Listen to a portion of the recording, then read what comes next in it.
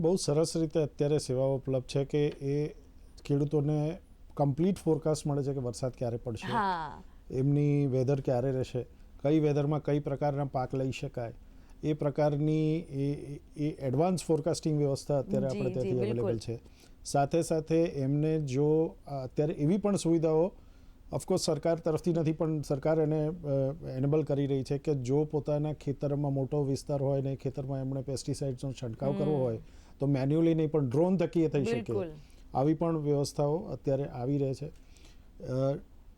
Geographical analysis કરીને કઈ જમીનમાં કયા પાક ઉગાડી શકાય અને એનાથી સૌથી વધારે ખેડૂતને બેનિફિટ થઈ શકે કે આખા વર્ષમાં 3 અથવા 4 મિનિમમ પાક લઈ શકે, આ પ્રકારની ફેસિલિટી પણ એગ્રીકલ્ચર ડિપાર્ટમેન્ટ ડિજિટલ એનેબલાઇઝેશન થકી પ્રોવાઈડ કરી રહી છે.